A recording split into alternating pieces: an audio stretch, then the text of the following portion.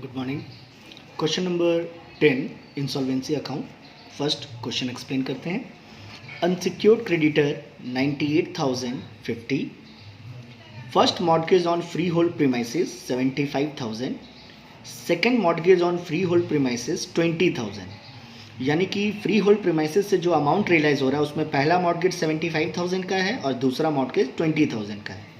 Free hold premises 90,000 estimated to produce है, जबकि उसका बुक वैल्यू 1,20,000 है। तो कॉमन सेंस हम लोग लगाएंगे कि 90,000 में 75,000 फुल्ली सिक्योर्ड है, बट बचा जो आपका 15,000, उस 15,000 में ये केवल 20,000 का 15,000 रिकवर कर पा रहा है, यानी कि ये पार्टली सिक्योर है 20,000। Bank overdraft secured on investment 10,700, ये बैंक ओवरड्राफ्ट का अमाउंट है, जबकि इन्वेस्टमेंट एस्टिमेटेड टू प्रोड्यूस 12,000, जबकि उसका बुक वैल्यू है 15,000। तो 10,700 का बैंक ओवरड्राफ्ट है, जबकि एस्टिमेटेड टू प्रोड्यूस 12,000 है, यानी कि ये फुल्ली सिक्योर्ड है। यहाँ ये अमाउंट इसको पूरी तरह से रिकवर कर रहा है। Then cash in hand 50 rupees, cash at bank 100 rupees, trade debtor 14,550 produce हो रहा है, जबकि बुक वैल्यू है 16,000। इनकम टैक्स ड्यू 6,700, ये मेरा प्रेफरेंशियल क्रेडिटर है।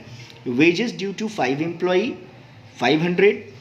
यहाँ पे एक रूल है कि प्रोविंशियल टाउन्स इंसॉल्वेंसी एक्ट में एक मजदूर का जो वेजेस होता है वो 20 रुपीज़ होता है, तो 5 का 100 रुपीज़ होगा। तो ये 500 में से 100 रुपीज़ माइनस करके जो बचा 400 है वो चला जाएगा अनसिक्योर्ड क्रेडिटर में, यानी कि 98,050 में ऐड हो जाएगा। देन आगे बढ़ते हैं। Rates due to local authorities 2650, ये प्रेफरेंशियल क्रेडिटर में चला जाएगा। फर्नीचर बुक वैल्यू 10,500 है, एस्टिमेटेड टू प्रोड्यूस 7,000 है। मशीनरी 14,000 है, एस्टिमेटेड टू प्रोड्यूस 6,500 है। स्टॉक 12,930 है, जबकि एस्टिमेटेड टू प्रोड्यूस 6,340 है। Capital 1 January 40,580। Trading loss 46,450। Drawing 15,150। Prepare statement of affairs and deficiency account showing unexplained losses if any. यानी कि इस क्वेश्चन में क्लियर बोल दिया है कि जब आप डेफिशिएंसी निकालोगे और उसके बाद डेफिशिएंसी अकाउंट बनाओगे तो उसमें 4,000 का अनएक्सप्लेन लॉस निकलेगा। Question number 10। आइए इसका आंसर को लेके चलते हैं।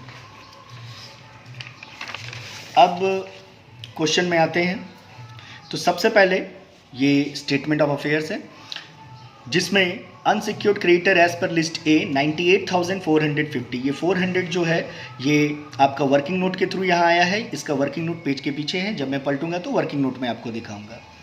Fully secured creditor as per list B, जिसमें फर्स्ट 75,000 तो पूरी तरह से नील हो जाएगा। 75 90,000 में से 75,000 फर्स्ट मॉर्गेज को पूरी तरह से यूज़ हो जाएगा, जबकि बैंक ओवरड्राफ्ट जो है वो 10,700 है, जबकि उसमें जो एसेट्स लगाया गया है 12,000 का, तो सरप्लस एज पर कॉन्ट्रा 1,300 हो रहा है, क्योंकि 12,000 का एसेट्स है और लोन 10,700 है, तो 1,300 सरप्लस एज पर कॉन्ट्रा है।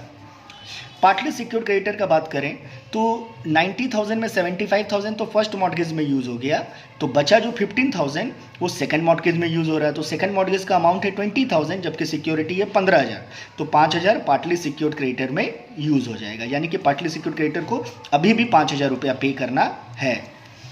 प्रेफरेंशियल क्रेडिटर में आए एज पर लिस्ट डी, तो इसका टोटल हो रहा है 9,450। कैसे? इनकम टैक्स का 6,700, वेजेस 5 एम्प्लॉय का 100 रुपीज़, एक का 20 रुपीज़, तो 5 का 100, रेट्स 2650, तीनों का ऐड करेंगे 9,450। Then property list E, cash in hand 50 rupees, cash at bank 100 rupees, furniture 10,500 है, जबकि एस्टिमेटेड टू प्रोड्यूस 7,000 है।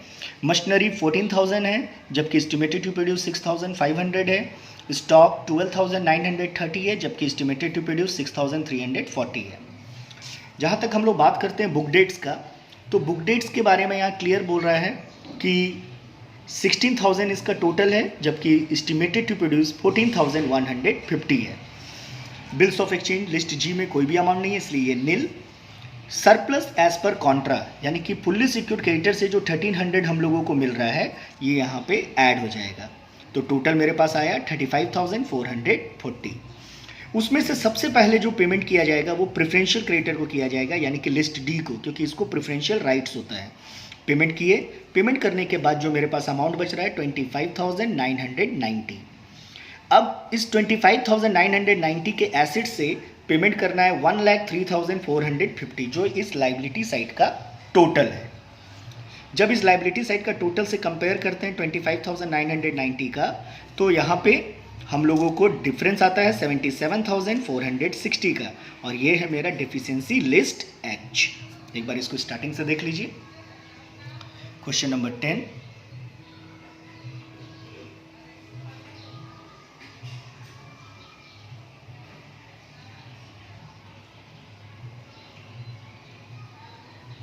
अब आते हैं डेफिशिएंसी अकाउंट में।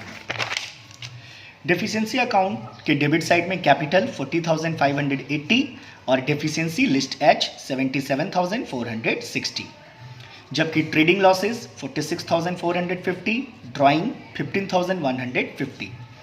लॉस ऑन रियलाइजेशन में फर्नीचर से लॉस हुआ 3,500 का, मशीन से लॉस हुआ 7,500 का, स्टॉक से लॉस हुआ 6,590 का, बुक डेट से लॉस हुआ 1,850, बिल्डिंग से लॉस हुआ 30,000 का, इन्वेस्टमेंट से लॉस हुआ 3,000 का। सबका टोटल किए 52,440। जब आप डेफिशिएंसी अकाउंट का डेबिट का टोटल करते हैं तो 1,18,040 आ रहा है। इसको दोनों साइड लिखेंगे और इससे इस साइड का टोटल को जोड़ के माइनस करेंगे। देखिए यहाँ मैंने ब्लैक पेन से इसको लिख दिया है, यानी कि ये अनएक्सप्लेन लॉस है एज पर एज क्वेश्चन। जो क्वेश्चन में जो आंसर दिया था ये 4,000 आ गया बैलेंसिंग फिगर। अब बात करते हैं वर्किंग नोट का। तो वर्किंग नोट में अनसिक्योर्ड क्रेडिटर तो ग्रॉस में भी 98,050 था और एक्सपेक्टेड में भी 98,050। वेजेस में 500 शो कर रहा था क्वेश्चन में, जिसमें से 100 रुपीज़ को ही प्रेफरेंशियल माना गया। तो जब 500 में 100 रुपीज़ प्रेफरेंशियल है तो बाकी का 400 जो है वो आपका अनसिक्योर्ड हो जाएगा, यानी कि अब मेरा अनसिक्योर्ड क्रेडिटर का अमाउंट हुआ 98,450। जबकि प्रेफरेंशियल क्रेडिटर में इनकम टैक्स, वेजेस 20 इंटू 500 और रेट्स 2650, तीनों का टोटल किए 99,450। ये मेरा हो गया प्रेफरेंशियल क्रेडिटर, जिसको सबसे पहले पेमेंट किया जाएगा। एक बार स्टार्टिंग से इसको देख लीजिए।